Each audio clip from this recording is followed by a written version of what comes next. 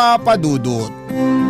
Hindi lang mga ilaw ng tahanan ang handang magsakripisyo para sa kanilang mga anak, kundi maging ang mga tulad namin na haligi ng tahanan. Kaya nga kahit mahirap mapalayo sa pamilya ay tinitiis ko ang lungkot, mabigyan lang na magandang kinabukasan ang aking anak na naiwan sa Pilipinas. Walang gabi bago ako matulog na hindi ko iniisip ang magiging buhay ng anak ko sa hinaharap. Sakaling wala akong ipong pera. Buti na lamang kahit papaano ay napapasaya ako ng programa ninyong Barangay Love Stories na madalas ko pong pinakikinggan online. Tapos isang araw ay naisip kong magpadala na lamang ng sulat sa inyong istasyon upang ibahagi ang aking kwento o Papa Dudut. Bago tayo pumunta doon, magpapakilala muna ako. Tawagin niyo na lamang ako sa pangalang J. Mark. 31 years old at isang OFW dito sa Taiwan. Bali factory worker ako rito at mag-iisang taon pa lamang ngayong 2025. Tubong Quezon City ako at nasa biyanang kong babae ang kaisa-isa kong anak. Mahirap na talaga ang pamilya namin noong araw. Hindi nga ako nakatungtong sa kolehiyo at hanggang high school lamang ang natapos ko. Sa kabila ng lahat, masipag ako at madiskarte sa buhay. Sa katunayan ay marami na akong negosyong pinasok pero lahat ay kulelat dahil nahihirapan akong palaguin ang puhunan ko. Siguro'y dahil wala akong sapat na kaalaman. Na-scam at inuutangan pero hindi binabayaran hanggang sa nakapasok at nagtrabaho na lamang ako bilang janitor. Papa Dudut, bunso ako sa 6 na magkakapatid at lahat ng mga kuya at ate ko ay may sarili na pong pamilya. Pareho na ring patay ang mga magulang namin. Kaya mag-isa na lamang akong namumuhay na mga panahong nakilala ko si Katrina, ang nanay ng anak ko. Sa isang online dating app kami nagkakilala taong 2023.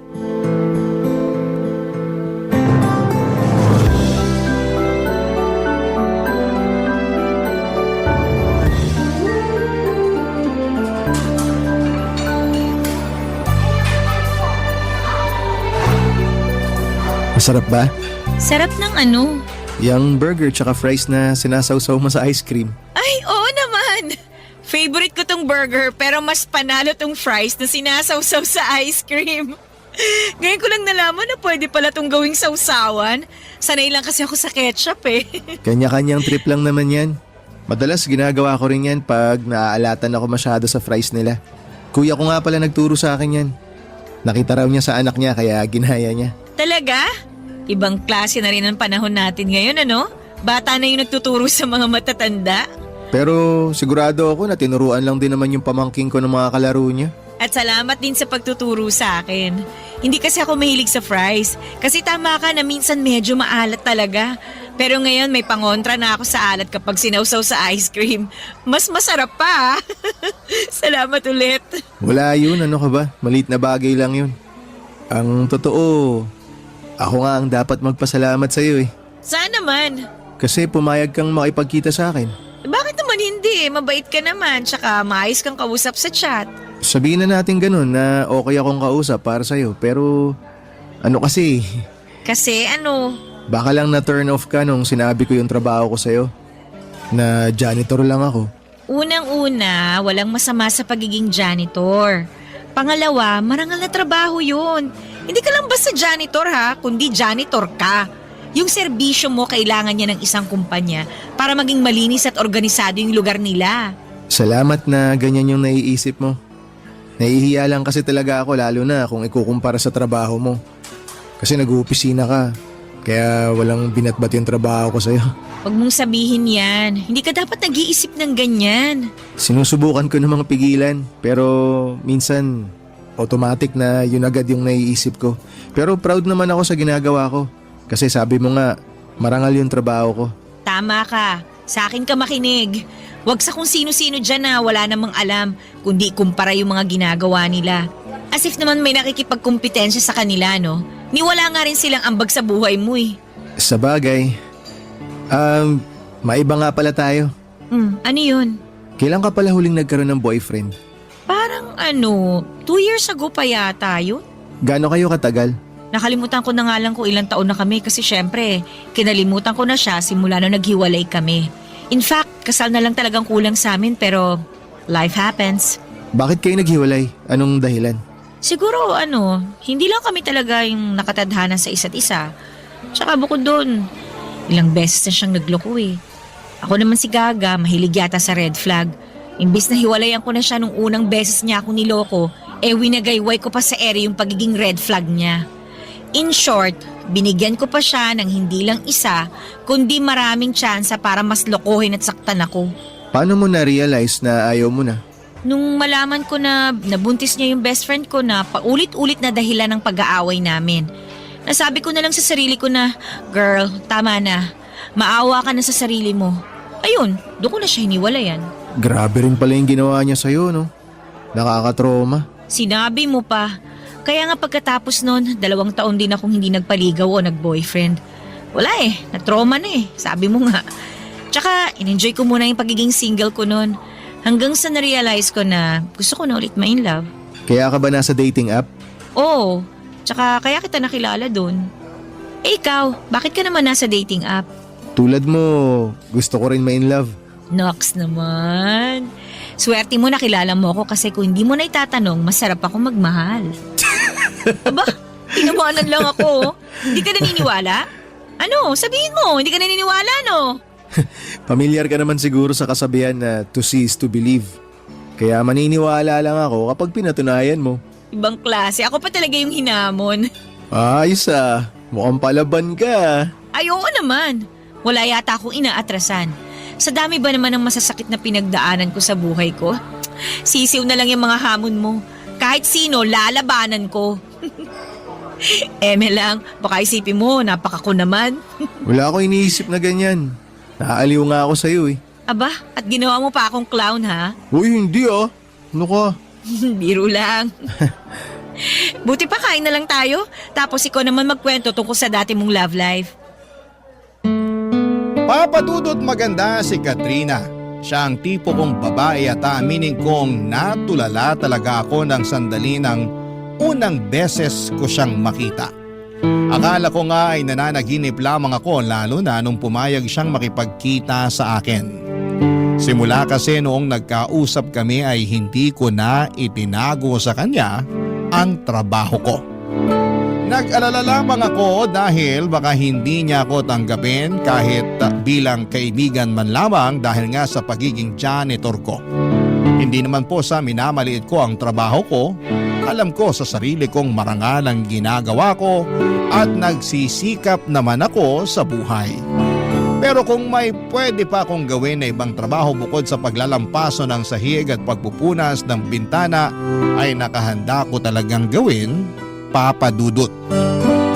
Sa kabila ng lahat ay pinaramdam sa akin ni Katrina na hindi ako naiiba sa mga katulad nilang nagtatrabaho sa opisina. Trinato niya ako ng mabuti. Bagay na lalo kong nagustuhan sa kanya. Nagtuloy-tuloy ang komunikasyon namin hanggang sa umamin akong gusto ko siyang ligawan. Siyempre, kinabahan ako dahil baka ayaw niya. Pero inisip ko na lamang na kung ano man ang magiging desisyon niya, pumayag man siya o hindi, ay tatanggapin ko ng maluwag sa loob ko. Ang importante sa akin ay sumugal ako sa pag-ibig, papadudot. Pero siguro ikakampi ko pa rin ang langit dahil pumayag si Katrina na ligawan ko siya. Hindi nagtagal ay pinapunta niya ako sa bahay nila para ipakilala sa kanyang nanay, papadudot.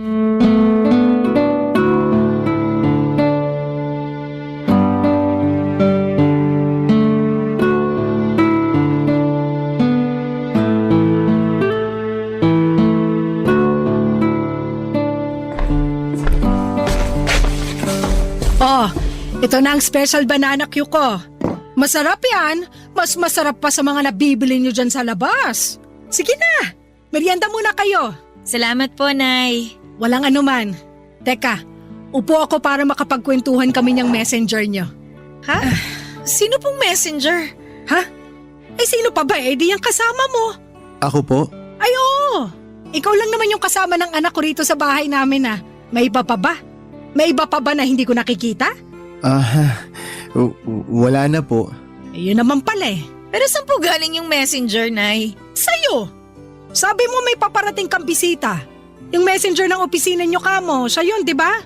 Hindi na po natuloy yun. Tsaka hindi po messenger si J. Mark, Nay. Manliligaw ko po siya at pinapunta ko siya rito sa bahay para po makilala nyo. Ganun ba? Nako, sorry iho. Akala ko kasi ikaw yung messenger na kanina pa hinihintay ng anak ko.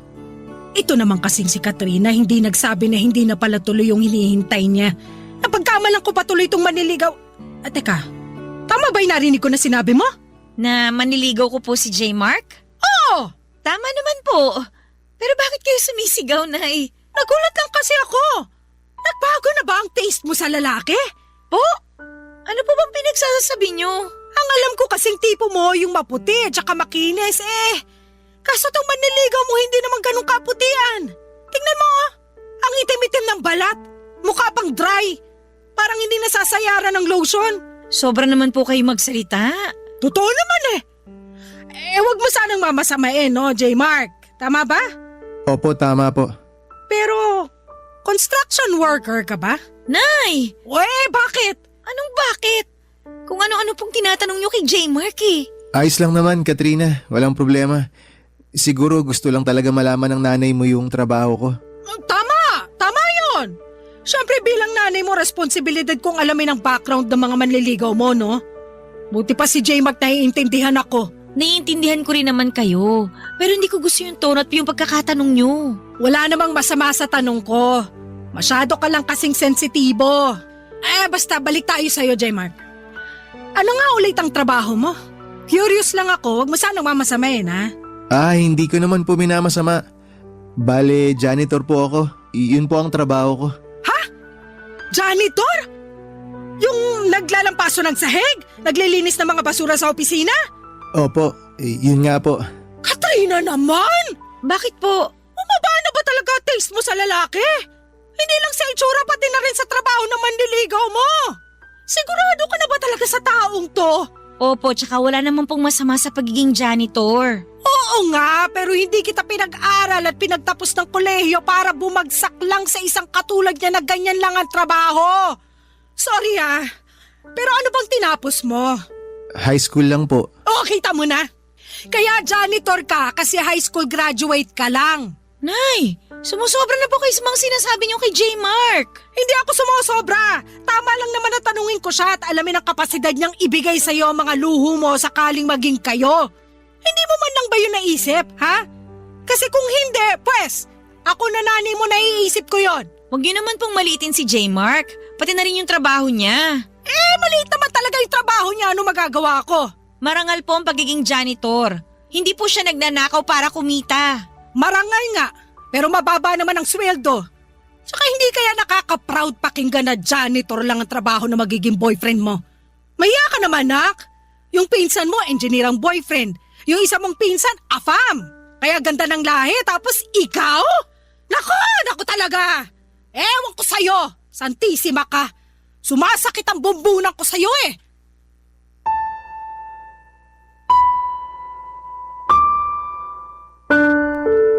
Papadudot matagal na simula nang nagka-girlfriend ako. Sa sobrang tagal na nga ay hindi ko na po maaalala. Nahihiya kasi akong makipag-date ng walang panggastos kaya hindi talaga ako pumapasok sa isang relasyon.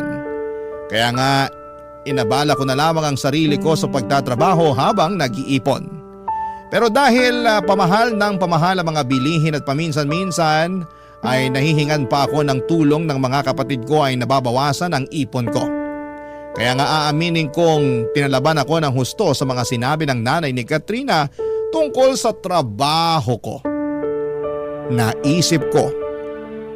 Naisip ko kung kaya ko bang ibigay sa anak niya ang buhay na kinasanayan nito kung sumisweldo lamang ako ng sapat para sa akin.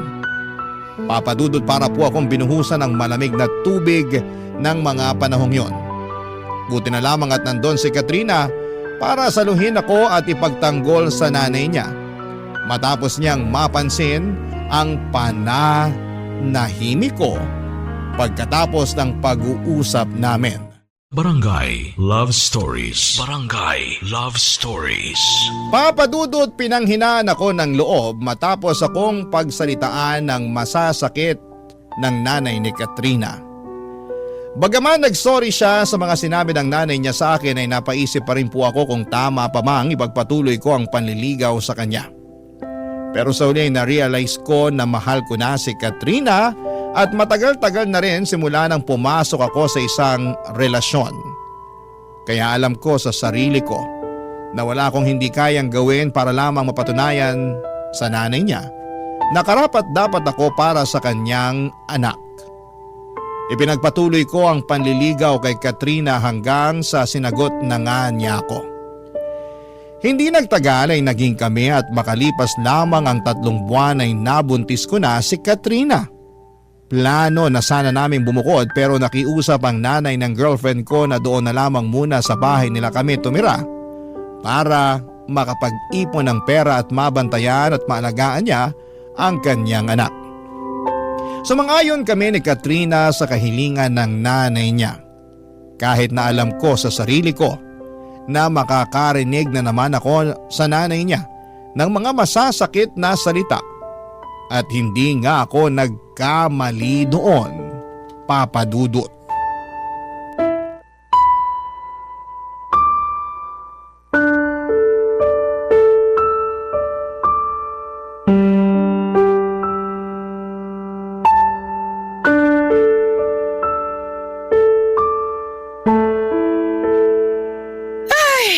Buti pa ako na may-ari ng bahay marunong magwalis. Samantalang yung iba dyan na nakikitira lang, pakape-kape lang, oh. Kapal talaga ng mukha, grabe. Nay, ako po ba yung pinariringgan nyo? O sino pa nga ba? Wala namang ibang tao rito kundi tayong dalawa lang. Excuse nga, J-Mark, ang laki mong kalat. Sobra naman po kayo magsalita. Ngayon lang naman po ako nakapagkape at nagpahinga. Hapon na. Di ba ang pagkakape sa umaga ginagawa? Hindi po kasi ako nakapagkape kanina. Naglaba po ako agad ng mga damit namin ni Katrina. Pati yung mga damit niyo po, sinama ko na. Ha? Bakit mo naman sinama pati damit ko? Para hindi na po kayo mahirapan sa paglalaban ay. Paano yung mga ano ko? Huwag po kayo mag-alala. Hindi ko po sinama sa mga nilabang ko yung mga ano nyo. Damit lang po talaga. Tsaka si Katrina po ang nagbukod ng mga labahan nyo. Sabi ko po sa kanya, isabay ko na para mabawasan yung mga gagawin ninyo. Nakwento po kasi sa akin ng anak nyo na madalas raw po nyong ireklamo yung balakang nyo na sumasakit pag matagal kayong nakaupo. Ganon talaga pag tumatanda pero sa susunod, huwag ka na nga magmamarunong pwede. Sinubukan ko lang pong makatulong. Hindi naman po ako nagmamarunong. Nagmamarunong ka eh. Kunwari ka pang concerned sa akin at sa balakang ko pero akala mo ba? Hindi ko alam na inuuto mo lang ako? Gusto mo makuha ang loob ko para maging mabait na ako sa'yo. Maniwala po kayo o hindi ko po kayo inuuto. Pero totoo po na gusto kong makuha ang loob nyo. Di lumabas din ang totoo dyan sa bibig mo. Ay, Nay, ang ibig ko pong sabihin, gusto ko po na magkasundo tayong dalawa. Lalo na po ngayon na magkakaroon na po kami ng anak ni Katrina. Tsaka parang hindi po maganda na may galit kayo sa akin. Nakatira po tayo sa iisang bubong. Yun na nga eh. Kung bakit kasi binuntis-buntis mo pa yung anak ko. Akala ko jojowain mo lang. May plano ka na palang buntisin. Pareho po namin ginusto ni Katrina na magka-baby na. Tsaka nasa tamang edad na rin naman po kami, Nay. Kahit na! Para sa akin lugi pa rin sa'yo yung anak ko at ngayon yung magiging apo ko naman. Dahil po ba janitor lang ako? Oo! Hindi mo naman ako masisisi kung makwestiyon ko kung ano na lang yung magiging hinaharap sa'yo ng anak at apo ko. Hindi nga ako sigurado kung kaya kang buhayin ng sweldo mo eh. Paano mo patutustusan na mag-ina mo, Aber? Meron naman po akong konting naitatabing pera. Hindi rin po ako gastador. Marunong po ako mag-ipon. Tsaka masipag po ako. Oo nga, kasi pati damit ko nilaban mo kahit hindi ko naman inuutos sa'yo. Siguraduhin mo lang na maayos sa pagkakalaba mo doon at hindi ko na uulitin pa dahil pag marumi pa yon, nako! Sisingilin kita sa tubig at sabon na ginamit mo. Sobra naman po kayo makapagsalita sa akin. Hindi yun sobra. Nagsasabi lang ako ng totoo. Matagal na pong biyasa atong mga kamay ko sa pagkukusot at pagpipiga. Bata pa lang po kasi ako na naglalaba sa amin. Kaya sinisiguro ko po sa inyo na maayos po yung pagkakalaba ko ng mga damit nyo. O hindi ko naman talaga tinatanong at wala akong pakialam. Nay, wag naman po kayong ganyan. Huwag mo nga akong artehan ng ganyan. Akala mo yata madadala mo ako sa kakaganyan mo. Oh, yung kape na tinimpla, tiniinom mo, malamang ako pa rin ang gumastos niyan, no? Ano, masarap ba? Masarap bang uminom ng kape na hindi mo binili? Masarap po. Sumasagot ka pa? Ay, talaga naman! Wag po kayong mag-alala. Pag sumweldo po ako na pong bahala sa pangkape natin. Pangkape lang? Paano naman yung bigas sa kaulam? Susubukan ko pong makapag-ambag para rin. Bakit hindi buong sweldo mo yung ipambili mo? Kahit po gustuin ko, yung kalahati po kasi ng sweldo ko nakalaan sa panganganak ni Katrina. Ay nako! Dami mo talagang palusot, ewan ko sa'yo! Maniwala po kayo, hindi po ako nagpapalusot. Gusto ko lang po talaga na maging handa kami para sa pagdating ng baby namin. Dapat lang naman talaga na maging handa kayo, no? Lalo na hindi ka mamayaman. Lalong dapat doblehin mo, hindi kaya triplehin mo yung pagsisikap sa pagtatrabaho. Kung kailangan mong gawing araw ang gabi at magtrabaho pa rin na magtrabaho, gawin mo! Wala kang karapatang magpahinga kasi wala kang pera!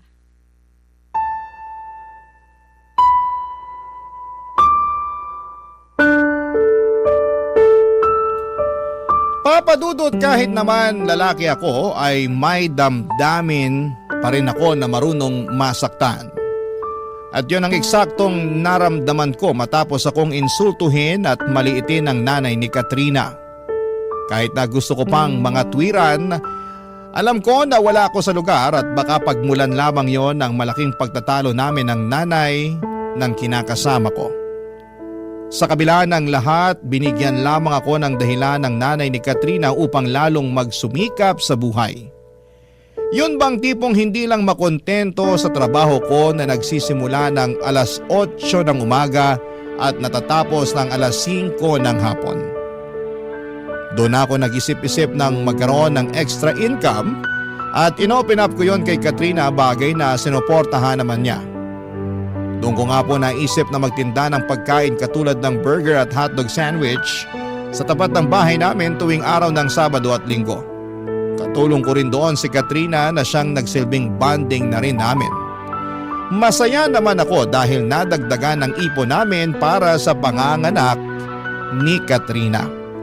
At kahit na may inaasahan naman kami na makukuha niya na benepisyo, sa trabaho niya ay iba pa rin yung may pera kaming hawak na pwede naming mahugot sa oras ng pangangailangan.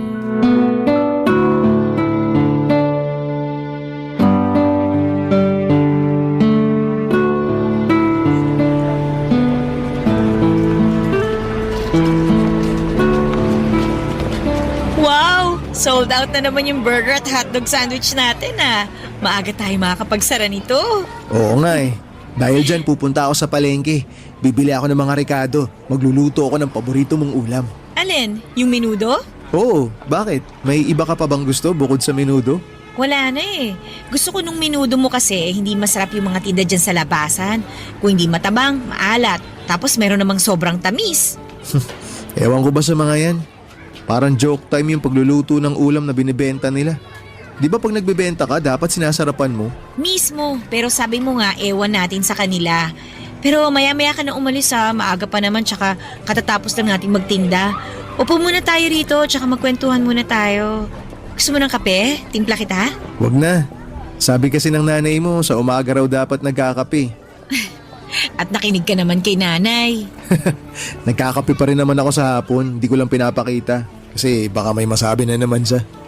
Tungkol sa bagay na yan, pagpasensyahan mo na si nanay ha. Menopause na kasi yun eh, kaya ganun ng tabas ng dila nun. Ewan ko ba naman sa nanay kung yun? Ayos lang sa akin yun. Nai-inspire nga ako pag pinagsasabihan niya ako ng ganun eh. Na-inspire ka na ano? Na magsikap ng gusto para sa pamilya natin. Oo, masakit yung iba niyang mga sinasabi pero naiisip ko lang na nanay pa rin siya eh. Siyempre gusto niya lang kung ano yung maganda para sa'yo. Tsaka pinangangaralan niya lang ako, yun ang tingin ko ah.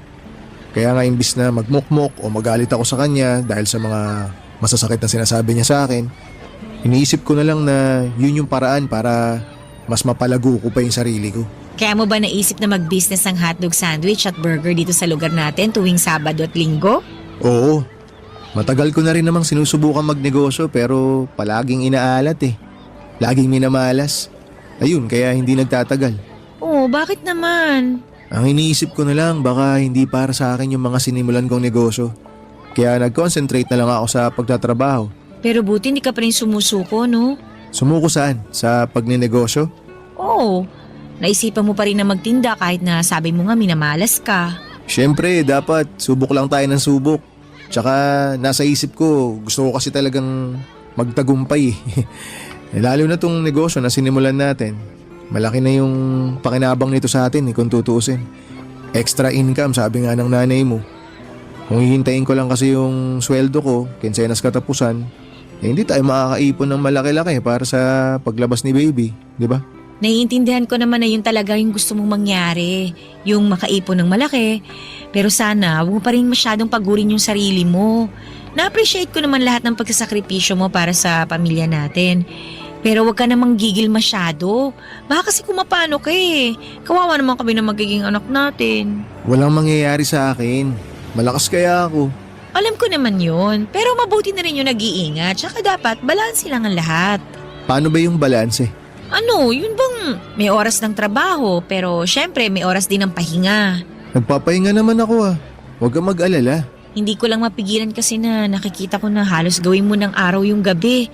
Ang sipag-sipag mo kaya, wala akong masabi kundi napakaswerte ko talaga sa'yo. Yun lang din naman kasi ang maipagmamalaki ko eh, yung kasipagan ko. Hindi rin. Marami kang mabubuting bagay at katangian na pwede mong ipagmalaki. Una na dyan yung trabaho mo kasi marangal yun. Tsaka wala kang tinatapakang tao. Tsaka hindi ka naman tatagal ng halos 5 taon doon sa pinapasukan mo kung hindi maayos ang serbisyo mo. Totoo rin naman yan. Hindi talaga nila ako madaling mapapalitan kung tutuusin kasi maayos naman ako magtrabaho. Kaya nga dapat mong ipagmalaki yun. Yung mga janitor kasi namin sa office, nako, sandali lang. As in, 1 o 2 buwan, ibang mukha na kagad yung makikita namin. Hindi raw kasi maayos magtrabaho. Tsaka madalas inirereklamo ng mga boss, kaya tinatanggal sila sa trabaho. Pero para sa akin, kahit ano pa yung trabaho mo, basta marangal yan. Dapat minamahal mo ng husto, lalo na sa hirap ng buhay ngayon. Tama.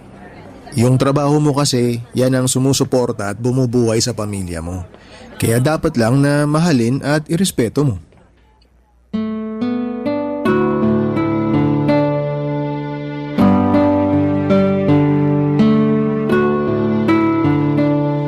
Papa Dudut, totoo pala na kahit na hindi ako ang pinakamayamang lalaki sa mundo, ako naman ang pinakamaswerte dahil alam kong suportado ako at mahal ng babaeng pinakamamahal ko.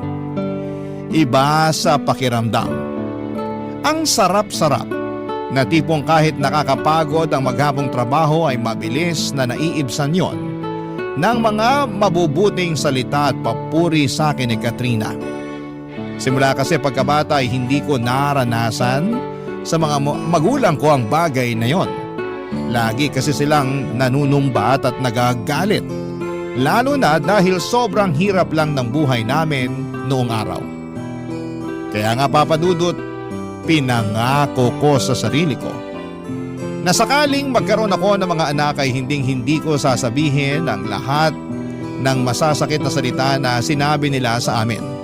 Yun bang tipong sinisisi nila kami sa kasalanan daw namin kaya kami mahirap. Kaya nga lalo akong magsisikap upang pagdating ng araw Papa Dudut ay maibigay ko sa mga anak namin ni Katrina ang mas komportable at mas maayos na buhay na karapat dapat lang na makamtan nila. Papa Dudut.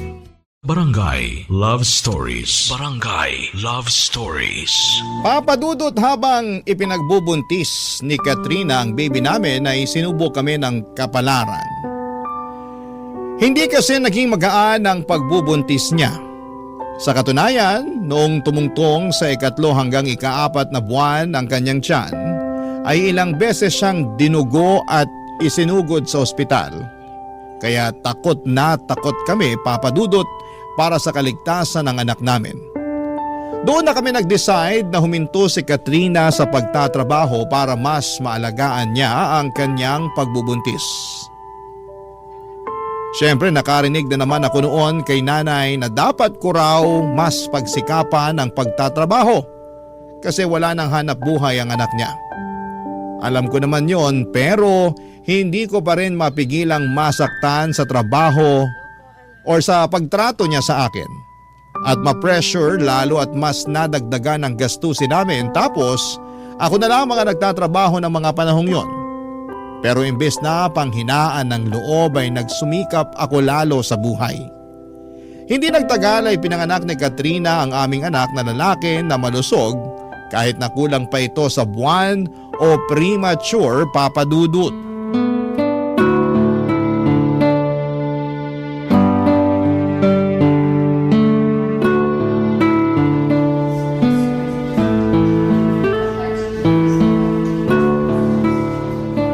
Okay ka lang ba?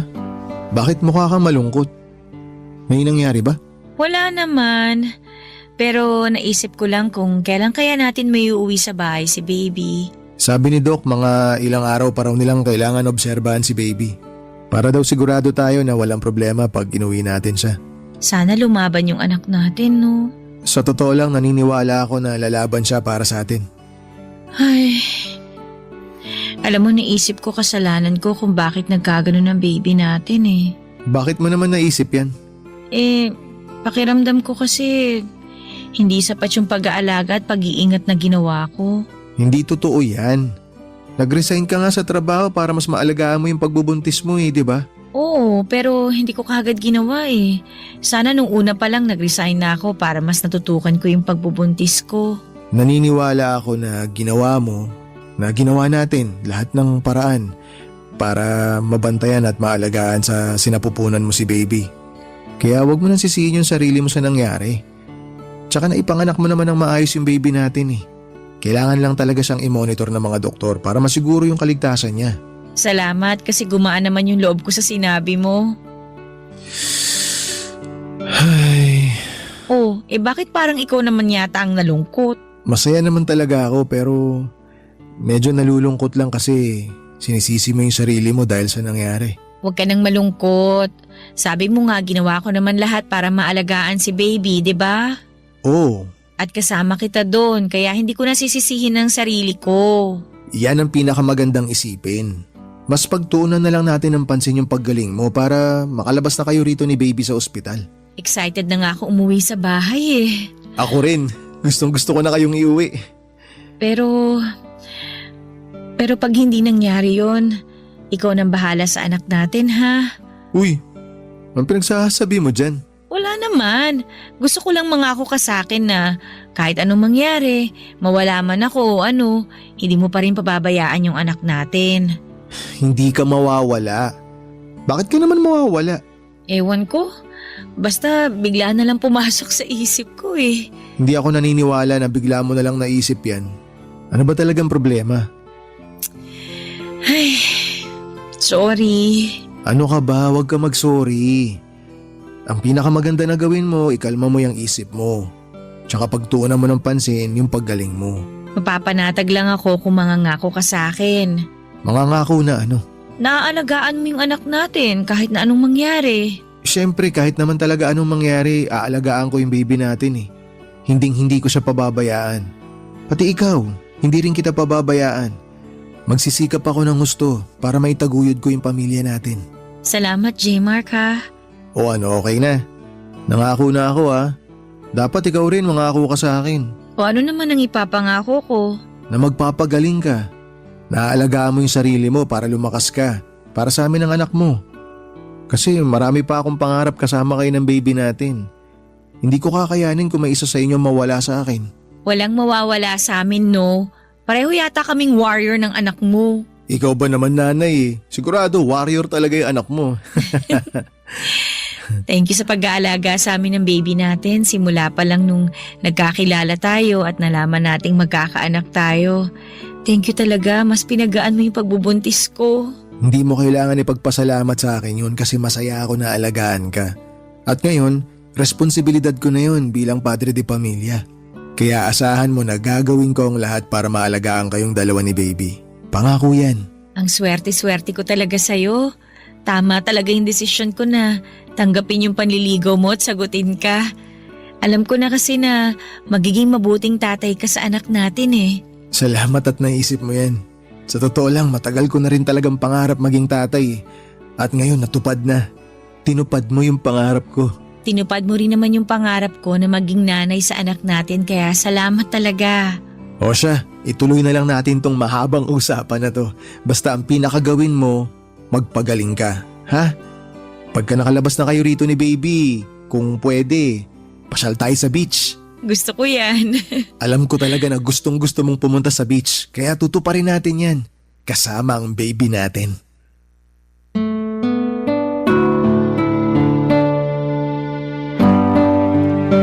Papadudot, para sa akin ay walang kasalanan ang kinakasama ko sa nangyari sa anak namin. Alam ko na ginawa niya ang lahat upang maalagaan ng baby namin at maisilang ng maayos. Kaya nga ang laki ng respeto at pasasalamat ko kay Katrina dahil sa ginawa niyang pagsasakripisyo, mabigyan lamang ako ng anak. Pero aminado ako na natakot ako noong nagkausap kami dahil para siyang nagbibili na. Sa kabila ng lahat ay sinantabi ko ang pangamba ko at nag-focus sa pagsasaayos ng kwarto namin para sa nalalapit na pag-uwi ng mag-ina ko sa bahay. Ganon din ang iba pang papeles at pera na kailangan na pambayad sa ospital. Kaya lang, hindi na nangyari yon. Dahil makalipas lang ang isang araw ay nag 50-50 si Katrina bago siya binawian ng buhay. Papadudot, nagkaroon pala ng komplikasyon ang panganganak niya. At hindi na yon naagapan pa.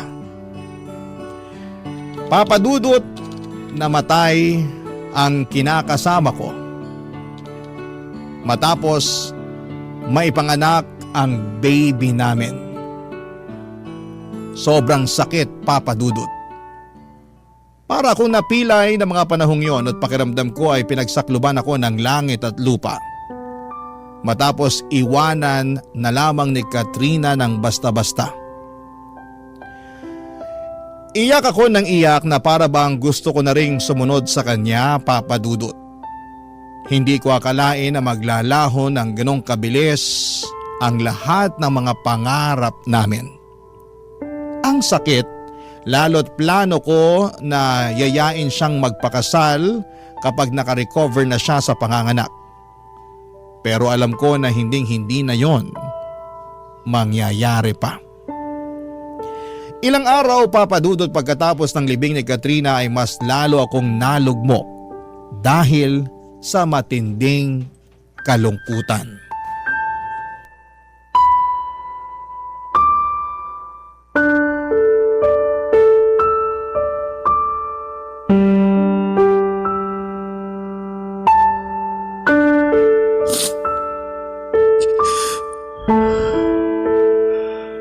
Ang daya mo naman, Katrina.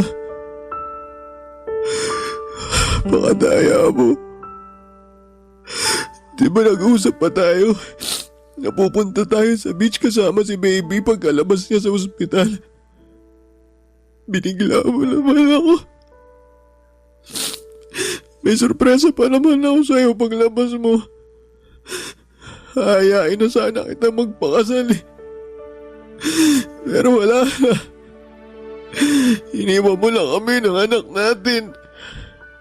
Sobrang sakit naman dito, Katrina. Sobrang parang akong dinudurog. Nararamdaman ko yung kaluluwa ko na uupos na.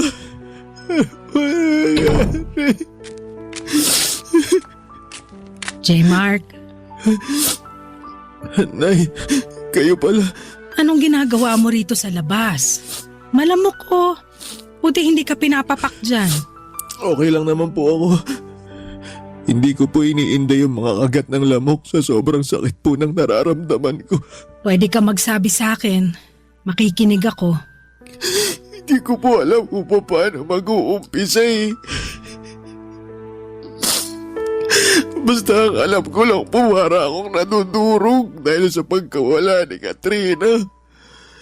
Hindi ko po alam ang gagawin ko. Kung paano pa po ako magpapatuloy dahil sa nangyari. Wala namang madali pero hindi mo yung kailangan gawin mag-isa. Nandito ako.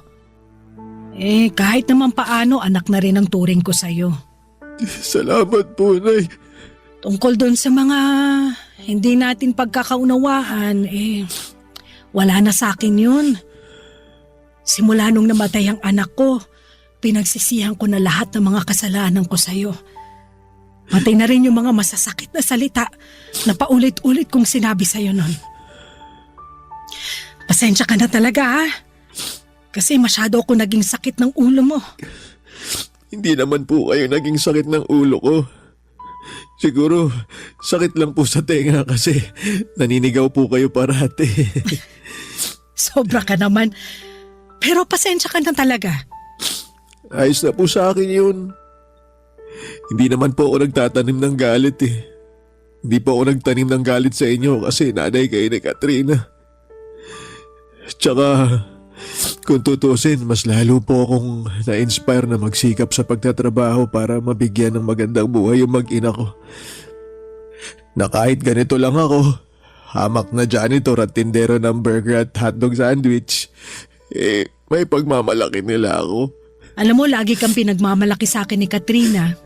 Wala siyang ibang bukang bibig kundi, Nay, ang galing-galing ni Jmar kasi ganito, ganyan. Na napakasipag mo raw, kulang na lang gawin mong araw ang gabi. Madalas nga lang siyang nag-aalala sa'yo. Kasi parang hindi ka na raw marunong magpahinga. At totoo naman dahil nakikita ko sa'yo yung kasipagan.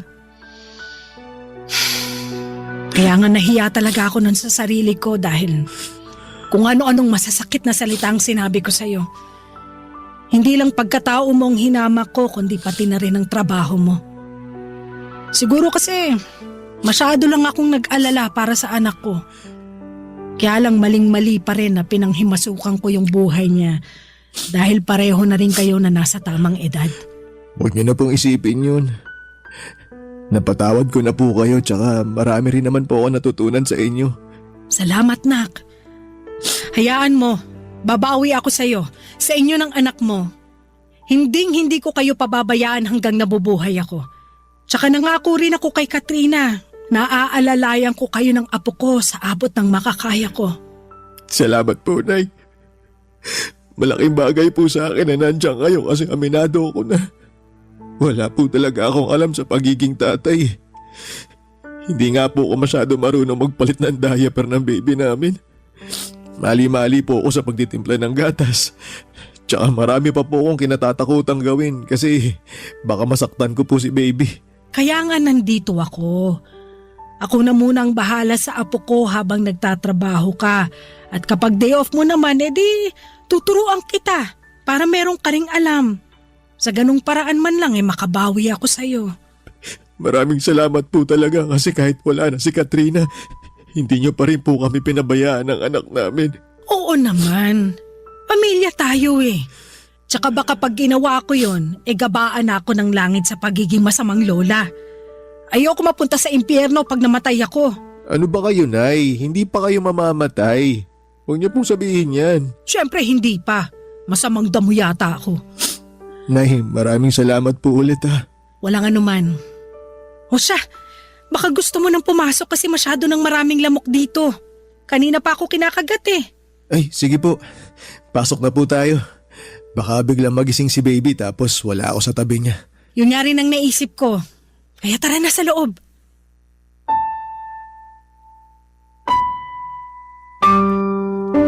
Papadudot malaking bagay sa akin na inalalayan ako ng nanay ni Katrina para makapagtrabaho pa rin at magawa ng maayos ang tungkulin ko bilang tatay sa anak namin.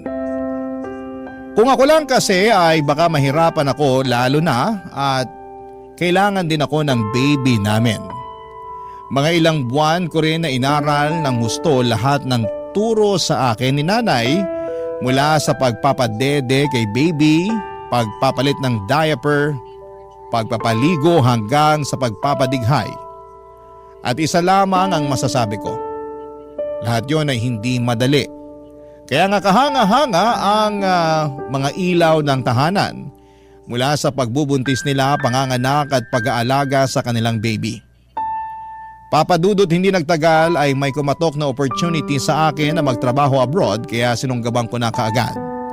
Ang plano ko lang ay tapusin ang 3 taon kong kontrata rito upang makapag-ipon ng pera na pangnegosyo sa Pilipinas, tapos ay uuwi na ako para makasama ko na ang baby ko. Nangako naman sa akin si nanay na babantayan niya at aalagaan ang anak ko hanggang makauwi ako.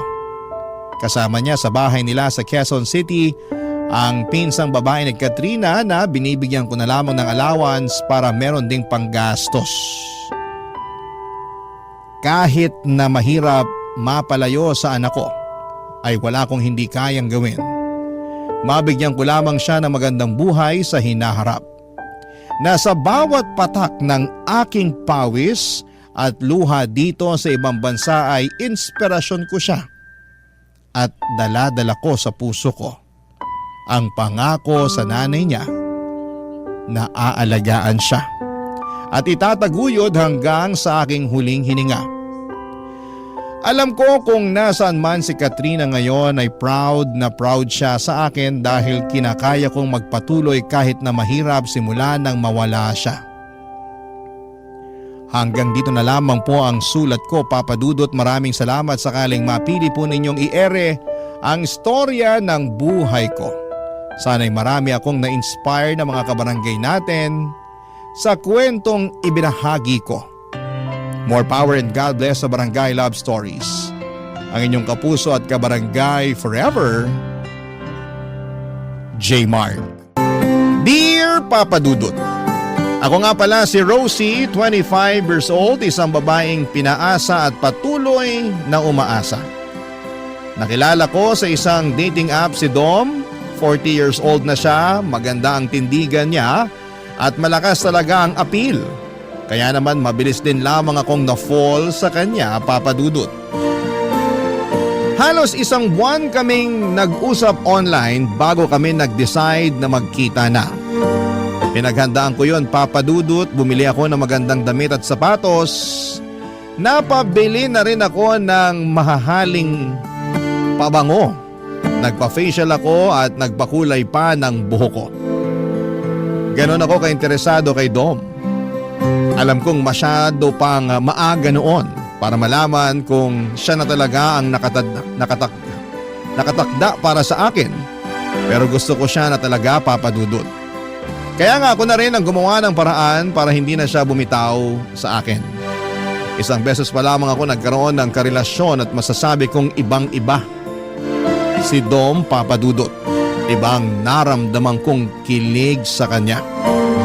Kaya naman siniguro ko na liligawan ako ni Dom kapag nakita niya ako sa unang date namin. Nagpa-late nga ako ng dating para kunwari ay may grand entrance. Sa labas pa lamang ay nasilayan ko na siya. Malakas ang naging kabog ng dibdib ko at napakagwapo pala niya sa personal at parang wala siyang 40 kung titignan. Halos hindi ako makapasok noon dahil kinakabahan ako dahil baka hindi ako maging enough sa kanyang paningin. Nilaksan ko na lamang ang loob ko at saka nagpa-sexy habang naglalakad patungo sa kanya. Hindi naman ako nabigo sa reaksyon na inaasahan ko, Papa Dudut. Alam kong nabighani ko siya sa pakending-kending na paglakad ko. Namula pa nga ng bahagya mga pisngi ko dahil nakatitig lamang siya sa akin at parabang gandang-ganda siya sa akin. Nang maupo na ako ay nginitian ko na siya, Papa Dudut. Halos hindi ako makatingin sa kanya ng diretsyo dahil nakatitig lamang siya sa akin. Alam kong liligawan na niya ako noon, ramdam na ramdam ko na, Papa Dudut.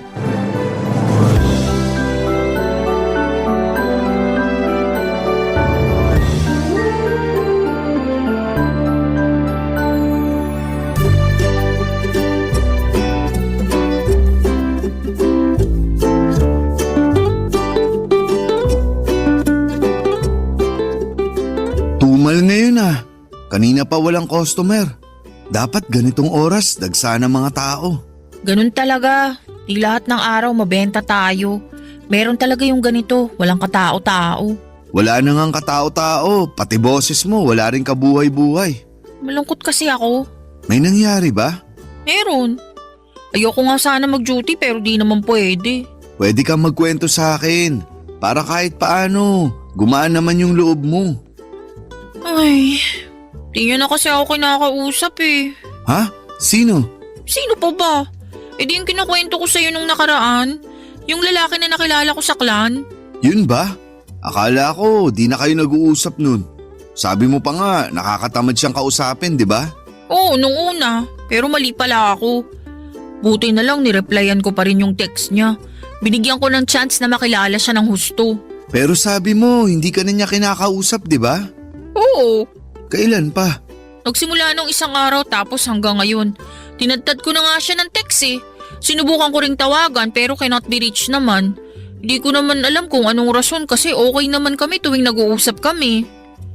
Yung totoo, in love na nga ata ako sa kanya eh. Patay tayo dyan. Baka naman naramdaman niyang in love ka na sa kanya kaya di na siya nagparamdam. Ganun ba yun? Minsan, oo. Siya kaya yung una nagsabi sa akin na gusto niya ako. Tapos sabi ko di pa ako ready ulit makipagrelasyon kasi nga kakabreak ko pa lang si ex-boyfriend ko. Nakwento ko yun sa'yo ah. Oo, iyak ka pa nga ng iyak sa akin nun. Ang pangit ko ba ng mga oras na yun? Hindi naman, sakto lang. Grabe ka naman sa akin. Kaibigan ba talaga kita? Oo, kaya nga sinasabi ko lang yung totoo. Ay nako, ang prangka mo kahit lalaki ka. Wag mo nang ibayin yung usapan. Anong sabi niya nung sinabi mo hindi ka pa ready makipagrelasyon ulit? Willing to wait daw siya. Pero hindi nawala yung sweetness niya. Yung pagiging caring at thoughtful kagaya nung una. Kaya na-inlove na rin ako. Sinabi mo ba yan sa kanya? Sasabihin ko pa lang sana kaso hindi na nagre-reply eh. Tapos hindi ko na matawagan number niya. Palagay mo, may nangyari kayang masama sa kanya? Hindi ko alam pero palagay ko niloko ka lang niya. Hindi totoo na in love siya sa'yo. Talaga? Bakit naman niya gagawin yun wala naman siyang mapapala sa akin? Hindi ko alam pero malay mo, ginawa ka lang niyang pampalipas oras. Tapos nung nagsawa na siya, di ka na niya nireplyan. Nagkita na ba kayo? Hindi pa. 2 linggo pa lang naman kami nag-uusap eh. 2 linggo pa lang naman pala. Makaka-move on ka rin doon. Paano mahal ko na nga siya. OA man kung tutuusin pero kahit na sandali pa lang kami nag-uusap at hindi naging kami, broken hearted na ako. Hirap sa'yo, dali mong magtiwala sa mga lalaking nakaka-text mo. Mabait kasi sila sa akin at alam mo naman type ko 'di ba? Sweet, caring, thoughtful. Kaya lang kayong mga lalaki talaga sa una lang kayo magaling eh. Oh, wag mong latin. Okay sige, pwera sa'yo. Saka sa mga tatay natin. Pero yung iba ganun na lahat. Ay, pakiramdam ko tuloy. Magkakasakit ako kasi broken hearted ako. Kung totoong mahal ka niya at kung para kayo sa isa't isa, babalik yun. Pag hindi, hayaan mo na lang siya. Sana nga ganun lang kadali yun.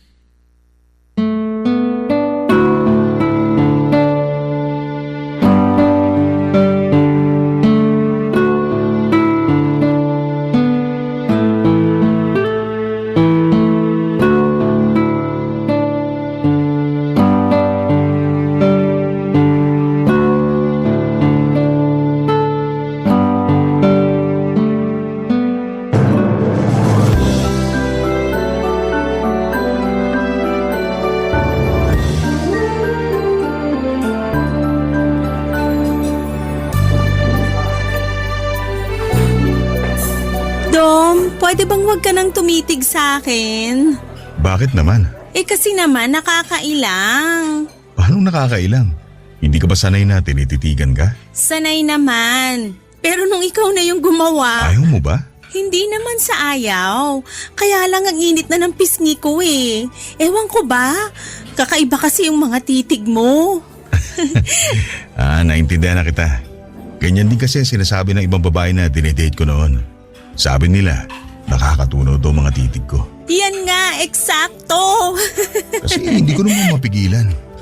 Ang ganda mo pala talaga sa personal. Napaghandaan ko lang tong araw na to, kaya parang ang ganda ko bigla. Pero wag kang umasang palaging ganito ha. Kasi may mga araw na para akong sako ng kamote. Sobra ka naman sa sako ng kamote. Oo nga. Sa mga susunod na date natin, makikita mo. Kahit siguro magmukha ka pang kamoting durog, tititig pa rin ako sa'yo. Mas nakakailang pa pala yung mga banat mo kaysa sa mga titig mo eh. Paano na lang pag pinagsabay ko pa, hindi ba? Wala na. Lusaw na ang kamote ko. Kamote mo?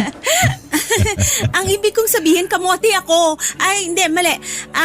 Ang ibig kong sabihin talaga, Ang cute mo pala pag kinakabahan ka. ikaw kasi eh. Ngayon lang ako nagkaganito. Ang swerte ka naman pala.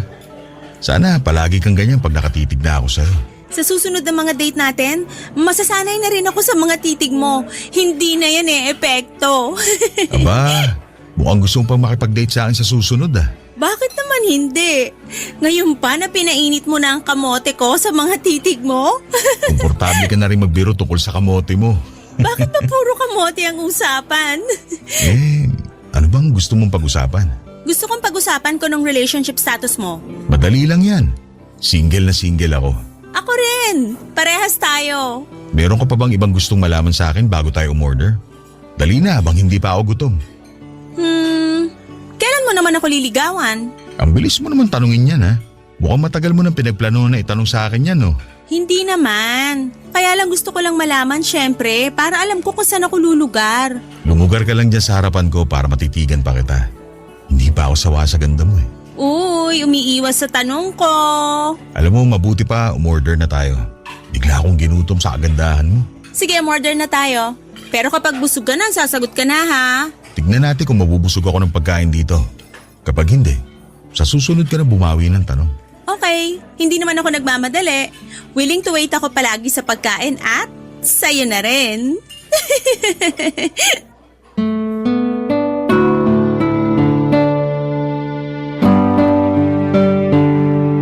Dinaan ko na lamang sa biro ang huling sinabi ko bago tawagin ni Dom ang waiter para umorder, Papa Dudut. Sa totoo lang ay pambawi ko lamang yung biro na yon para matakpan ang pagkakapahiya ko. Halata namang umiiwas si Dom sa tanong ko tungkol sa panliligaw. Alam ko namang makakakuha ko ng positibong sagot sa kanya dahil nakita ko naman na interesado siya sa akin. Kaya ang confident ko lang din na magtanong kung kailan niya ako liligawan, kaso mali pala yon. Dapat pala ay hindi ko muna binitawan ang mapangahas na katanungan na yon. Nagkunwari na lang ako na okay ako at nakipagkwentuhan na lamang sa kanya sa ibang bagay. Ako na rin mismo ang naglihi sa usapang ligawan dahil masaya ang date na yon pero alam kong may kulang. Panay ang tanong ko kung may balak pa ba akong ligawan ni Dom. Yun na bang huling date namin? Inasahan kong hindi na niya ako aayain pa na mag-date dahil hindi naman niya ako sinabihan kung niligawan niya ako. Pero makalipas ang isang linggo ay inaya ulit niya akong mag-date. Nagkaroon muli ako ng pag-asa kahit papaano. Pero hindi na ako nagtanong pang muli, Papa Dudut. Hahayaan ko siyang magkusang magsabi sa akin na nililigawan na niya ako. Nakailang dates na rin kami pero bigo akong marinig sa kanya kung niligawan ba niya ako o hindi. Nangangati na akong tanungin sa kanya kung ano ba kaming dalawa. At doon ko nga napatunayan na sa hirap palang maging babae talaga, Papa Dudut. Hindi ka makapagtanong kung ano ang namamagitan sa inyong dalawa dahil napapangunahan ka ng hiya. Pero alam kong kailangan ko ng alamin bago pa ako mahulog sa kanya ng mas malalim. Sa sumunod na date namin ay naglakas ako ng loob na magtanong sa kanyang muli, Papa Dudut.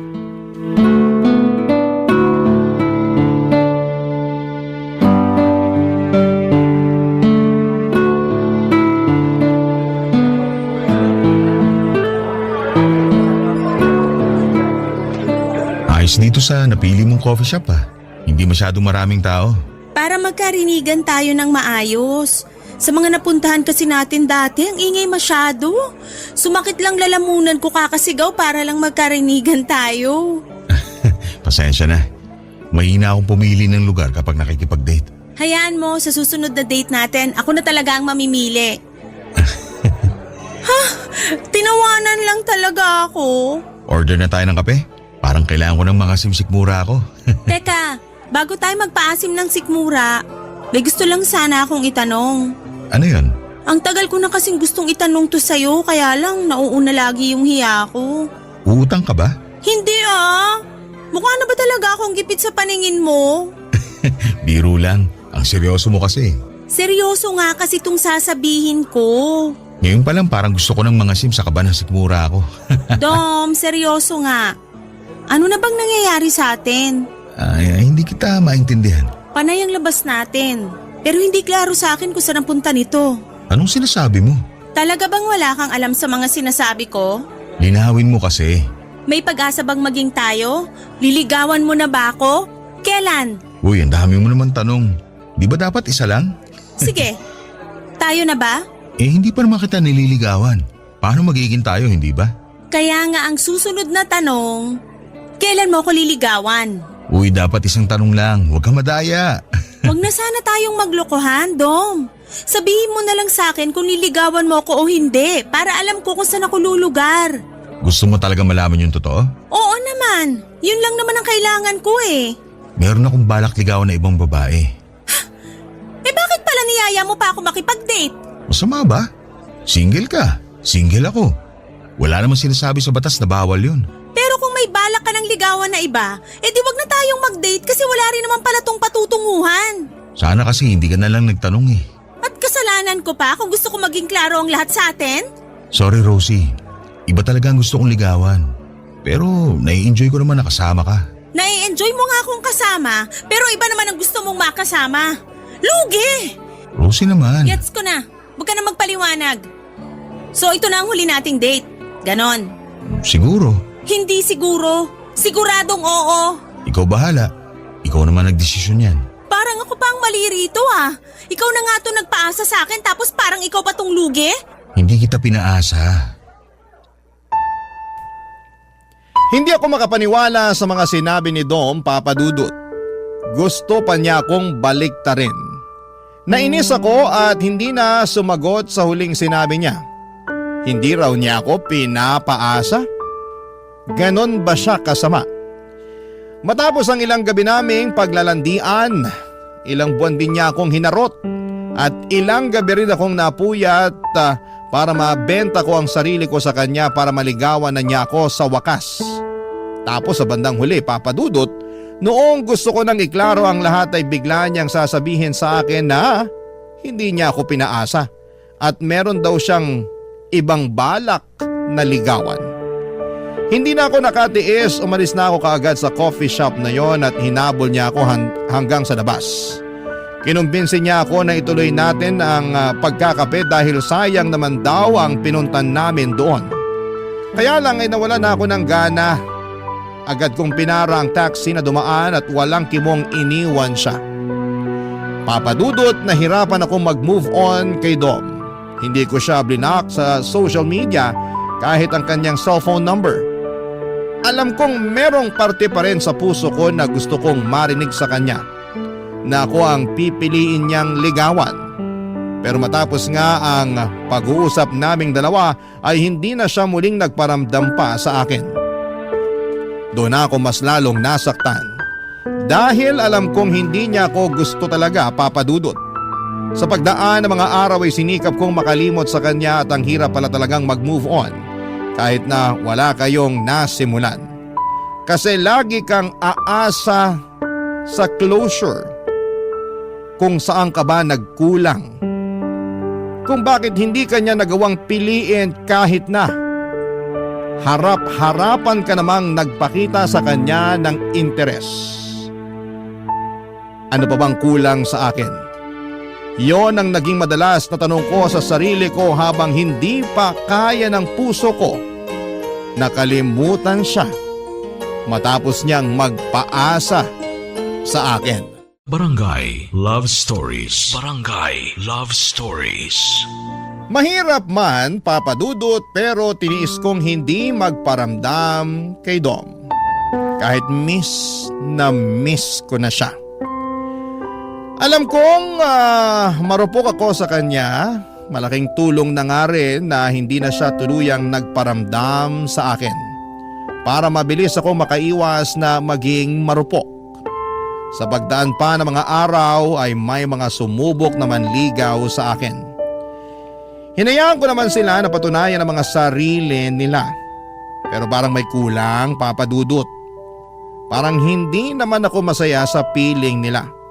Tuwing nakakasama ko ang mga ibang manliligaw ko ay parang lagi ko lang na ikukumpara na mas masaya noong kasama ko si Dom at kami ang nagde-date.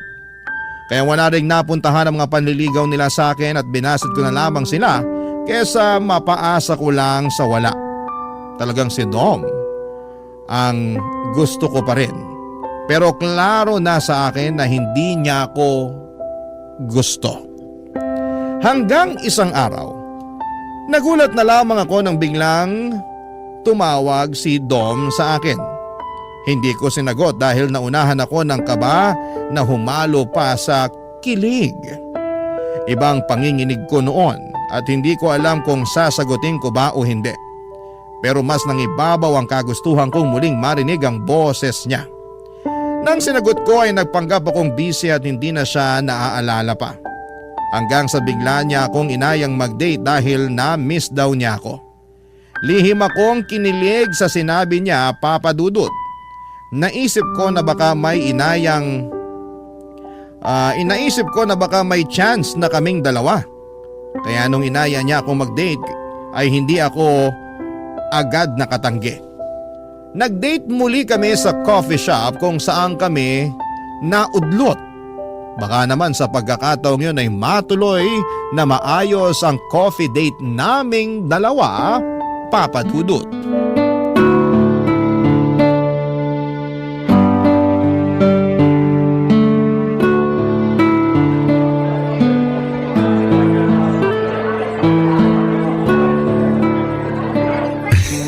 Anong nakakatawa? Parang kailan lang nandito tayo sa coffee shop na to, nagtatalo. Kasalanan mo kasi. Oh, tawa lang uli. Hindi lang ako makapaniwala na mabibigyan mo ulit ako ng second chance. Naglakas loob lang talaga akong tawagan ka. Kahit napakiwari ko, hindi ka pa natatauhan. Hindi pa nga. Pasalamat ka na lang talaga. Thank you Ang tibay ng helmet mo. Akala ko mapapahiya na ako eh. So ano bang ibig sabihin itong date natin ngayon? Ano bang gusto mo maging ibig sabihin ng date natin ngayon? Ayan ka na naman Mukhang red flag ka na naman sa akin. Joke lang. Ano ba? Gusto kong malaman kung mag-aaksaya ba ako uli ng oras sa'yo o may pagbabago na ba sa feelings mo para sa akin? Hindi naman nagbagong feelings ko para sa'yo. Gusto pa rin naman kita. Pero hindi ako ang niligawan mo. At nagsisi nga ako na ibang babae ang pinili ko. Anong ibig mong sabihin? Binasted ako nung nililigawan ko. Kaya pala ginagawa mo akong rebound ngayon. Uy, hindi Nung binasted niya ako, doon ko napagtanto na ikaw talaga ang tamang babae para sa akin. Hindi ka rebound. Gusto na talaga kitang ligawan ngayon. Nagkamali lang ako noon. Ganun din yun. Kasi kung hindi ka naman binasted nung babaeng yon, hindi mo na uli ako lalapitan. Hindi mo ako maiisipan na tawagan uli. Hindi totoo yan. Ang tagal ko nang gustong tawagan ka. Nauunahan lang ako lagi ng hiya. Saka nalilito ako sa inyong dalawa dati. Nung iniwan mo ako rito sa coffee shop na to, parang nasaktan ako. Gusto sana kitang tawagan nung gabi na yun pero ramdam ko galit ka pa rin sa akin. Talagang galit ako sa'yo. Pinaasa mo ako eh. Hindi kita pinaasa. Huwag mo na akong i-gaslight. Hindi ko alam ang ibig sabihin yan. At kung ano man ang ibig sabihin yan, wala akong pakialam kasi hindi ako ganyan. Hindi mo nga alam ang ibig sabihin ng gaslight tapos saangal ka na hindi ka ganun? Ang labo mo. Ayoko na nga maging malabo. Kaya nga sinasabi ko na sa'yo ngayon, pwede ba akong manligaw sa'yo? Sigurado ka na ba? Oo naman. Baka isang araw bigla mong ibabalita sa akin na liligawan mo na uli yung babaeng yon. Hindi na mangyayari yon. Ayoko na ron. Hindi niya deserve ang pagmamahal ko. Sa'yo lang to dapat. Alam mo talaga kung paano ako mahuhuli eh. Effective pa rin pala ang charm ko sa'yo Hindi naman kasi nawawala yun. Eh di, pahay ka namang paligaw sa akin. Paano kung pahirapan ko yung panliligaw mo sa akin para makaganti lang ako sa pagpapaasa mo nun? Hindi kita pinaasa. Paulit-ulit na lang. Pinaasa mo nga ako. Huwag mo nang i-deny. Oo na lang para matigil ka na. Ayoko mag-away tayo. Sabihin mo na sa akin, ano na? Pwede na ba ako manligaw talaga? Oo nga. Basta wala nang bawian ha. Ang tanga ko naman kung iiwan pa kita. Natauhan na ako. Sure? Sure ako. Ikaw na talaga ang gusto ko. Kahit pahirapan mo pa ako sa panliligaw sa'yo. Bigyan mo na ako ng second chance, please. Hindi ka magsisisi. Promise. Bala ko pa sanang itago ang kilig pero hindi ko na kinaya. Napakagatlabi na lamang ako sa sobrang kilig habang nakatitig sa mga mata ni Dom. Sa wakas, may part 2 na ang love story namin. Talagang kailangan lang sigurong maligaw ni Dom sa ibang babae para mahanap niya ang daan pabalik sa akin. Nawala tuloy ang galit ko sa kanya. Natunaw lahat ng inis ko sa kanya lalo na noong hinawakan niya ang kamay ko at saka hinalikan. Pagkatapos noon ay humiling siya na kung pwedeng makahalik sa aking pisngi. Pinayagan ko naman siya at pagkatapos noon ay nagkusa akong halikan ang kanyang mga labi. Parang nag-init ang pakiramdam ko nang mahalikan ko siya. Ramdam kong ganun din siya. Hindi na nga kami naka-order ng kape dahil inaya niya akong magkape na lamang sa bahay niya. Agad naman akong pumayag, Papa Dudut. Mas gusto ko roon para masolo namin ang isa't isa. May nangyari na nga sa aming dalawa. Kahit sabihin pang parang nagmadali akong ibigay sa kanya ang pagkababae ko, ay wala po akong pakialam, Papa Dudut. Lalo't nakikita ko naman sa kanya na interesado na siya sa akin. Panay ang labas namin, lagi kaming magkahawak kamay, panay pa nga ang regalo niya sa akin ng bulaklak at tsokolate.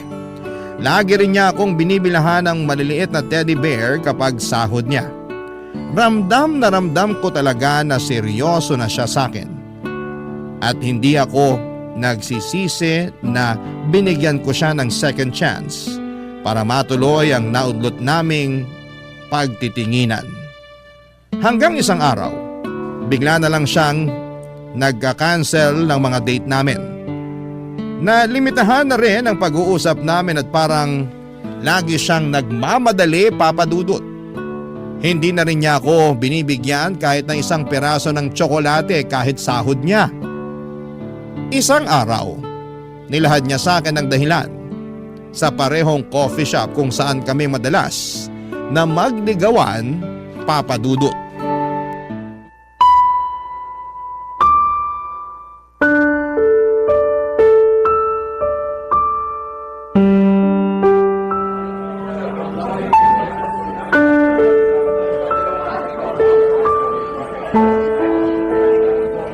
Mabuti naman at pumayag ka nang makipagkita sa akin. Nakakatampo ka na ah. Pasensya ka na talaga, Rosie. Okay ka lang ba? Oo naman. Okay pa ba tayo? Oo. Bakit biglang nabulol? Nabigla lang ako sa tanong mo. Ako nga tong nabibigla sa mga reaksyon mo eh. May problema ba tayo? Wala naman. Naging busy lang talaga ako. Dati ka pa naman busy, pero nagagawa mo pa rin akong pansinin. Ngayon parang wala na ako sa'yo eh. Kung hindi pa ako magagalit sa chat, hindi ka pa magre-reply sa akin. Hindi ko naman kasi madalas hawak ang cellphone ko ngayon. Ang dami mong dahilan. Sumasagot lang kasi ako sa tanong mo. Alam kong may problema, kahit ilang beses ka pang mag-deny sa akin. Wala nga. Dom, please. Huwag mo naman akong hayaan na mag-overthink lagi. Hindi na ako makakonsentrate sa trabaho ko dahil lagi kong iniisip kung may problema tayo. Paulit-ulit naman, Rosie. Sabi ngang wala. Umorder ka na nga lang ng kape para makauwi na ako. At ngayon nagmamadali ka naman. Ilang linggo ka nang hindi nakikipagkita tapos ngayon parang gusto mo na ako agad itaboy? Hindi kita tinataboy. Ayoko lang gabihin sa daan kasi matraffic ngayon. Biyernes pa naman. Kailan ba hindi naging matraffic sa Manila? Ayusin mo naman yung dahilan mo. Ano ba gusto mong marinig sa akin ha? Nakakairita na eh. Yung totoo. Ano, Dom? Ayaw mo na ba sa akin? May gusto ka na bang ligawan na iba? Wala akong ibang gustong ligawan. Pero paano ko? Itutuloy mo pa rin ba yung panliligaw sa akin? Ay, nako. Bumuntong hininga pa talaga. Ayaw mo nang manligaw sa akin? Nahihirapan ka na bang mapasagot ako? Kasi kung naiinip ka na, pwede na kitang sagutin ngayon. Hindi mo kailangan gawin. Mabuti na lang din na nabanggit mo yan kasi parang gusto ko munang ihinto panliligaw ko sa'yo. Ano? Parang hindi pa itong tamang oras para manligaw ako. Mabuti na lang talaga at hindi mo pa ako sinagot. Baka kasi gusto mo nang manligaw sa iba. Katulad ng ginawa mo sa akin noon. Hindi ganun ang sitwasyon ngayon. Naisip ko lang na hindi ko pa kaya na magkaroon ng karelasyon. Bakit biglang nagbago ang desisyon mo? Imposibleng walang third party to. Ang lala naman ang pagdududa mo sa akin. Alam ko nagkamali ako noon. Pero hindi na ako umulit manligaw ng iba habang naliligaw ako sa'yo. Ano ngang dahilan kung bakit naisip mo bigla na hindi ka pa pwedeng makipagrelasyon? Kasi limited lang ang budget ko. Ano ba namang rason yan? Hindi naman kita nare-require na gastusan ako. Pwede namang manligaw kahit wala ng tsokolate, teddy bear o bulaklak. Sapat na sa akin yung magkape lang tayo at magkasama. Kahit nga kape medyo tagilid eh. Kailangan ko mag-ipon kasi bala kong bumili ng bahay at lupa sa probinsya namin. Para may matira naman ng mga magulang ko. Kung ganun, susuportahan naman kita dyan. Pwedeng pansamantala, ako muna ang gagastos sa mga date natin. Wala kang ilalabas kahit ano. Kahit sa bahay mo lang tayo mag-date palagi para hindi ka na mamasahe palabas. Ako nang bahala. Wala pa naman ako masyadong responsibilidad sa pamilya ko kaya okay pa na ikaw muna ang pagkagastusan ko. Hindi mo kailangan gawin yan. Mag-ipon ka rin para sa'yo. Huwag mo akong gayahin. Tignan mo ako. 40 na pero wala pa rin ipon. Tapos ngayon parang huli na, saka naman ako nagkukumahog para magkaroon ng pera. Rosie, marami pang iba dyan. Makakahanap ka pa ng ibang lalaki na paninindigan ka. Ano pa bang laban ko kung tinapos na niya, Papa Dudut? Kung ayaw na niya? Napatahimik na lamang ako at hindi ko na alam kung tatayo na ba ako para umalis ng walang paalam. Hindi naman ako makaiyak dahil nahiya akong ipakita yon sa kanya. Ayokong makita niya na mahina ako dahil lang sa pag-iwan niya sa akin. Hinawakan niya ang kamay ko at sinabing gusto niya talaga ako pero kailangan niyang gumawa ng sakripisyo para sa pamilya niya. Pinilit ko siyang unawain dahil pamilya naman niya yon. Masakit lang kasi na sa ikalawang pagkakataon ay pinili niyang bitawan ako para sa iba. Para matakpan ng sakit, umorder na lamang ako ng kape para sa aming dalawa. Sinabi kong libre ko na para tulong na rin sa kanya. Hindi naman siya pumalag, Papa Dudut. Iyon ang huling kape naming dalawa. Tahimik lamang kami habang inuubos ang kape at panayang tingin ko sa mga pumapasok na magkakadate sa coffee shop na yon. Nakaramdam po ako ng pait. Bakit masaya sila at kami hindi? May malas ba sa coffee shop na yon kaya palagi kaming natatapos doon ni Dom. Pero doon din kami nagsimulang magligawan. Naging masaya rin kami habang nasa coffee shop na yon. Hindi ko dapat sisihin ang lugar.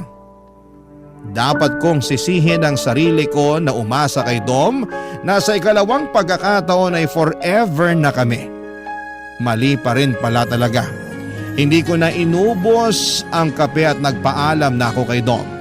Naiwan si Dom sa coffee shop na yon, tumayo na lamang ako at walang lingong lumabas. Barangay Love Stories. Barangay Love Stories. Papa Dudut, mas naging mahirap ang pag-move on ko dahil na-experience ko na kung paano magmahal si Dom. Matagal kaming nagligawan kaya ang tagal bago ko natanggap na tapos na kami bago pa man kami makapagsimula. Lahat ginawa ko para lamang hindi siya isipin pero bigo ako. Hindi ko alam kung nagayuma ba niya ako para mahumaling ako ng ganon sa kanya. Panayang iyak ko sa tuwing sasapit ng gabi at matatapos ang pagpapanggap ko buong araw. Hindi ako okay at tanggap ko yon. Panayang dasal ko na sana'y matapos na lahat ng nararamdaman ko para kay Dom. Pero natagalan bago ako sumapit doon. Ilang buwan na ang lumipas pero hindi pa rin ako handa at ang puso ko nakalimutan siya, Papa Dudut. Alam kong siya pa rin pero wala na akong magagawa kundi tuluyan na siyang bitawan. Sa pagdaan pa ng mga araw, medyo gumaan naman kahit papaano ang nararamdaman ko. Unti-unting nawawala na yung sakit.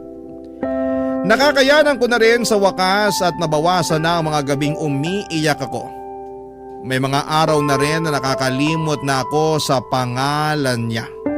Masaya na ako kahit papaano, kahit yon pa lang ang inaabot ko sa pag-move on ko sa kanya.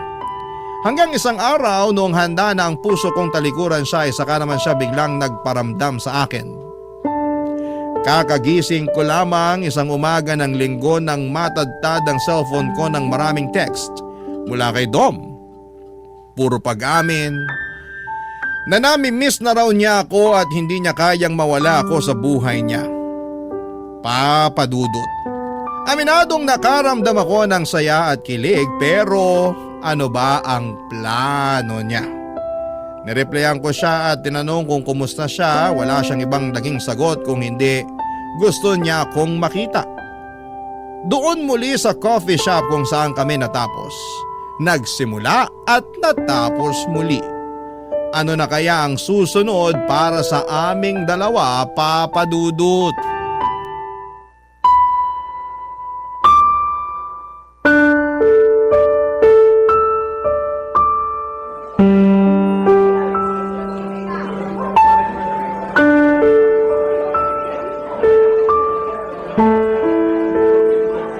Diretsahan na. Bakit bigla mong tatadtarin ng mga text yung cellphone ko? Masama ba? Masama talaga. Tinapos mo na tayo, di ba? Dapat hindi ka na nagpaparamdam pa. Oo, pero… Pero gusto mo uli akong paasahin. May third eye ka ba? Kasi parang ramdam mo ko eh. Ramdam mo kung kailan kaya ko nang bumitiw sa'yo. Saka ka biglang lalapit para testingin uli ako. Hindi totoo yan.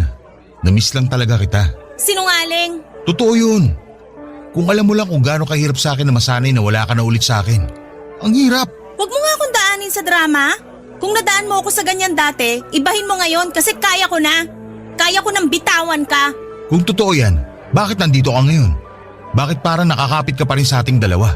Kasi, curious ako. Curious o gusto mo pa rin ako? Curious.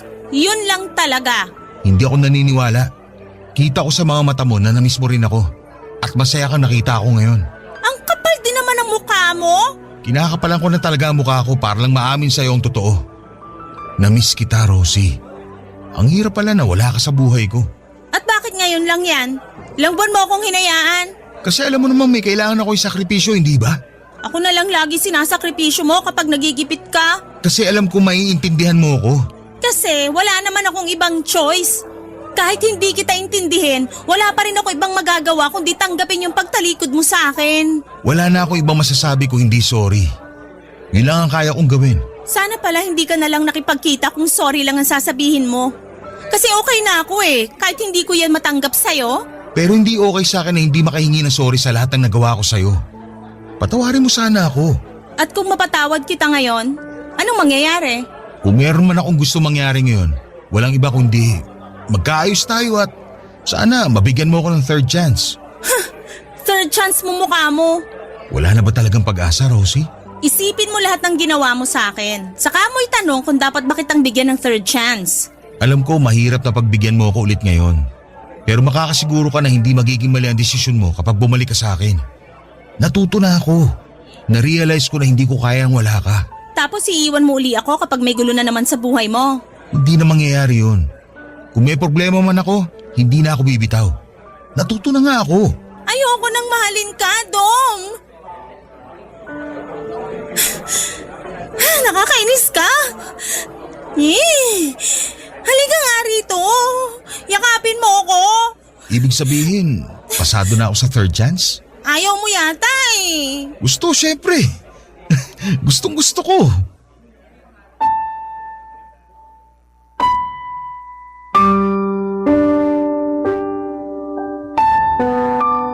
Napaiyak na lamang ako nang lapitan ako ni Dom para iyakapin.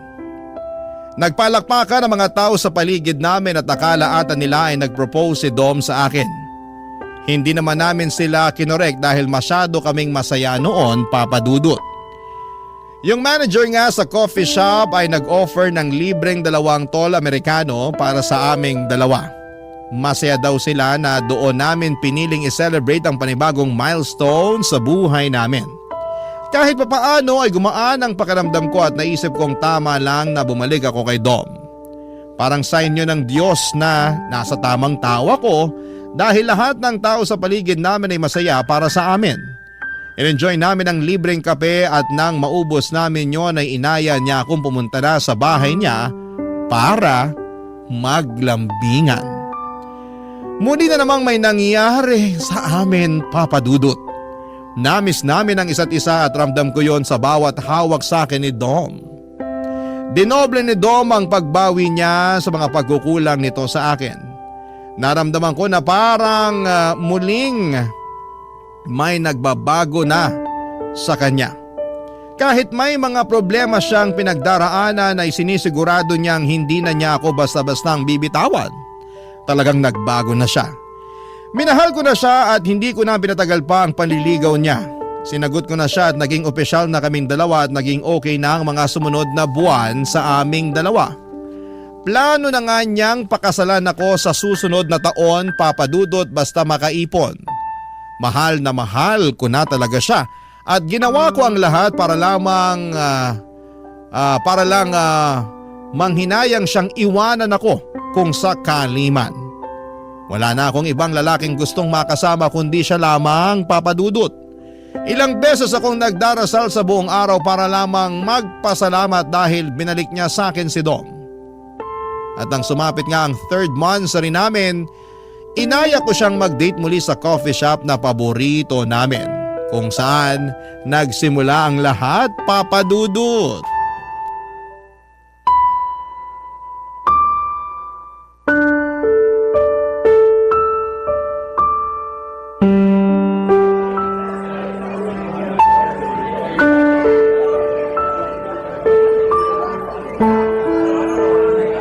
Bakit ngayon ka lang? 3 oras na ako naghihintay sa'yo rito. Nakailang higop na ako ng kape. Inaasid na ako ng malala. Pasensya na. May nakasalubong lang kasi ako. Nagkakwentuhan kaya hindi ko na namalayan ng oras. Gaano ba ka-importante sa'yo yung taong yon para makalimutan mo yung oras ng date natin? Sorry na nga eh. Babawi na lang ako sa'yo ngayon. Ginagalit mo ako eh. 3rd monthsary pa naman natin.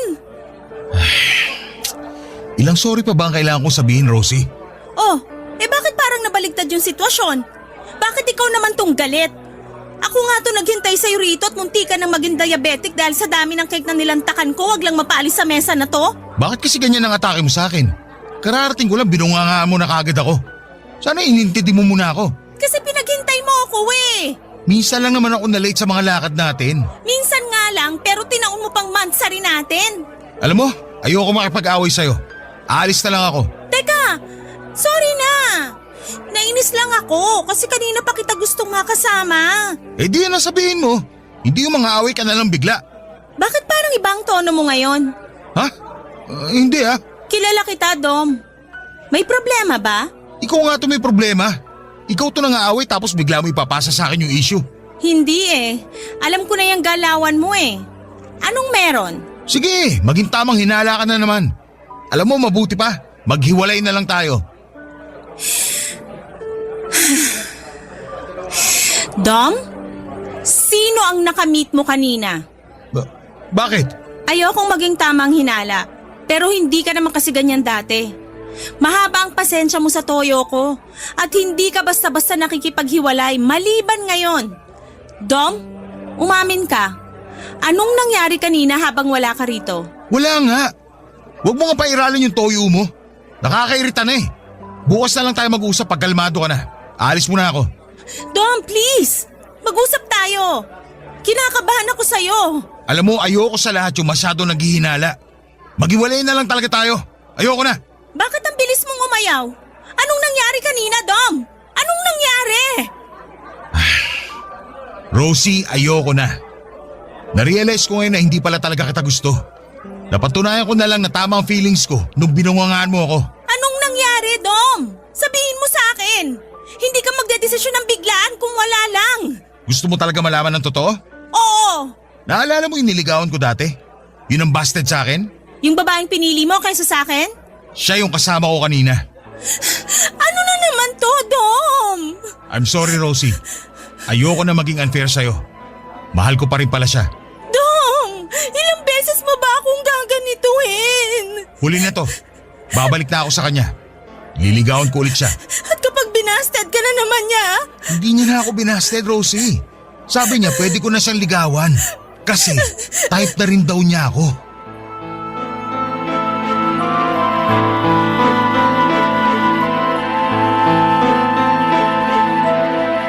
Para akong tanga na napatitig lamang sa masayang mukha ni Dom. Ganon lang ba yon, Papa Dudut? Kapag naisipan niyang bumalik sa iba, ako naman ang bibitawan niya at ako naman ang kawawa. Ako na naman ang sinakripisyo niya. Aalis, babalik, aalis, babalik, aalis, at hindi na magbabalik. Ang pangit ng pattern naming dalawa, aminin kong parte ako ng kasalanan kung bakit siya umaabuso ng ganon sa akin. Dahil alam niyang patay na patay ako sa kanya at kahit na anong mangyari ay babalikan ko siya. Kapag naisipan niyang kumatok ulit. Pero hindi na sa pagkakataong yon. Ayoko na. Hindi na tama. Wala akong ibang naramdaman kundi galit ng mga oras na yon. Kinuha ko ang kapeng nasa mesa, tumayo ako at sakay binuhos yon sa ulo niya. Pasalamat siya at malamig na ang kape at nang hinayang ako na sana ay pinainit ko muna yon bago ko ibinuhos sa kanya, makaganti lamang. Nagpalakpakan ng mga tao na nakarinig ng usapan namin. Sa unang pagkakataon ay nagkaroon ako ng lakas ng loob na magpatuloy na lumabas na sa coffee shop na yon at sa buhay ni Dom. Hindi na ako muling naging marupok sa kanya kahit noong isang beses na muli siyang humingi ng chance dahil nalaman niyang pinaasa lang pala siya ng babaeng yon. Napangisi na lamang ako at least ay naramdaman niya ang nararamdaman ko sa mga pagpapaasa niya sa akin noon. Hindi ko na siya nireplyan at tuluyang ko na siyang blinak sa lahat ng social media niya at cellphone number na rin. Natanggap ko ng ganun talaga siya at tinanggal ko na siya sa sarili ko sa katoksikan niya. Sa ngayon ay masayang-masaya ako na natauhan na sa wakas sa paghabol ko sa maling pagmamahal at maling tao. Natagalan lang bago ako makarating doon pero ang pinaka-importante ay nagawa ko naman, Papa Dudut, at hindi na ako uulit pa. Maraming salamat po, Papa Dudut, sa pagbasa ng aking liham. Tagahanga talaga ako ng inyong #1 radio station at #1 radio show sa Barangay Love Stories sa Barangay LS 97.1. Ang inyong forever kapuso at kabarangay, Rosie.